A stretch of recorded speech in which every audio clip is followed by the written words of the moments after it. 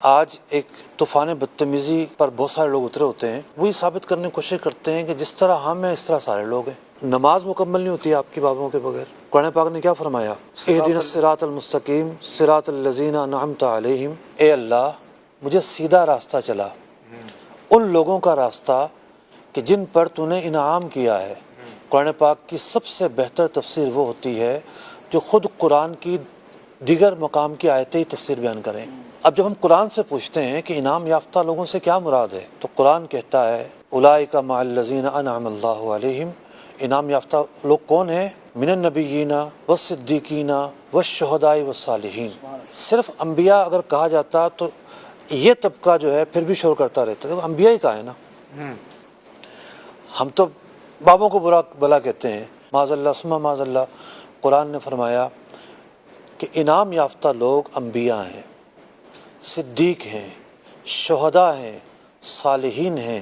اولیاء اکرام کے اندر سب سے بڑا جو مرتبہ ہے وہ صدیقین کا ہے۔ 4 طبقات بیان کیے گئے، انبیاء، صدیقین، شہداء، صالحین۔ انبیاء کو ہٹا کر 3 طبقات۔ یہ 3 طبقات کیا بیان کر رہے ہیں کہ جو اللہ کے انعام یافتہ ہیں ان میں بھی ایک تقسیم ہے۔ ایک وہ ہے جو دوسرے سے زیادہ افضل ہے، اللہ کے ہاں زیادہ مقام مرتبے والا ہے۔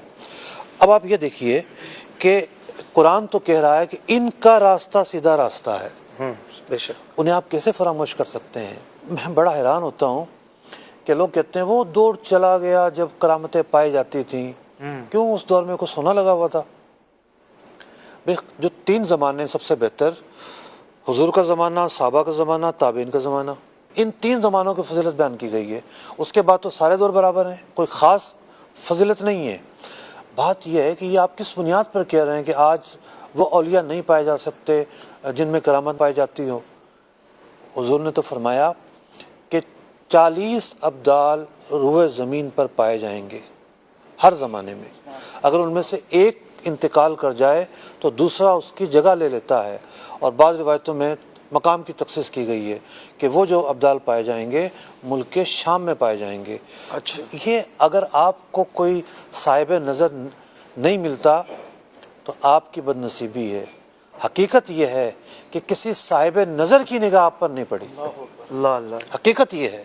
صحیح صحیح۔ تلاش تو کرو، ملیں گے، کیوں نہیں ملیں گے؟ طلب سے ملتی ہے نا چیز۔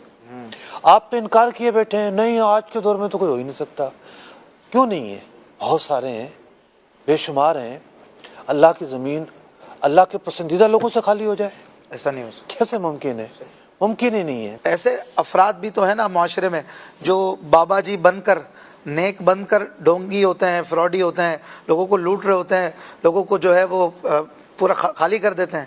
تو اب ہو سکتا ہے یہ ان سے مراد لے رہے ہیں۔ میں عرض کر رہا ہوں جو غلط ہیں دونوں فریقین کے نزدیک غلط ہیں، اس پر تو اختلاف ہی نہیں ہے نا۔ جس چیز پر اختلاف ہے بات تو ہم وہاں کریں گے نا۔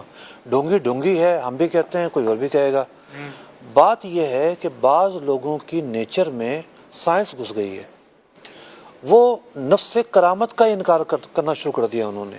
اچھا، کیا انہوں نے قرآن پاک کے واقعات نہیں پڑھے ہیں؟ کیا انہوں نے حضرت سلیمان علیہ السلام کے ایک امتی کا واقعہ نہیں پڑھا کہ پلک جھپکنے سے پہلے وہ تخت لے کر آ گیا؟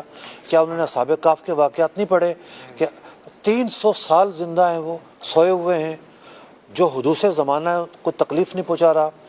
سورج نے اپنا راستہ تبدیل کر لیا ان کی وجہ سے۔ سبحان اللہ۔ یہ کیا ہے؟ تو بات یہ ہے کہ قرآن جب آپ پڑھیں تو قرآن بتاتا ہے کہ اللہ کے کچھ بندے جو ہیں ممتاز ہوتے ہیں، اللہ تعالیٰ انہیں امتیازی اوصاف عطا فرماتا ہے، خرق عادت کا ظہور ان سے ہوتا ہے۔ تو یہ جو انکار ہے جو لوگ کرتے ہیں اصل میں کرامت سے انکار کرتے ہیں۔ بخاری مسلم بھری ہوئی ہے کرامتوں سے، صحابہ اکرام کی کرامتوں سے، صحابہ اکرام کے فضائل سے۔ تو آپ لوگوں کے دل میں یہ بات ڈالنا چاہتے ہیں نہیں کرامت تو پتہ نہیں کیا چیز ہے جس کا کسی نے اگر اقرار کر لیا تو وہ کیا ہو جائے گا؟ قرآن و حدیث کے عین مطابق ہے۔ ٹھیک۔ تو بات یہ ہے کہ ان کے ساتھ اللہ ہے۔ سبحان اللہ۔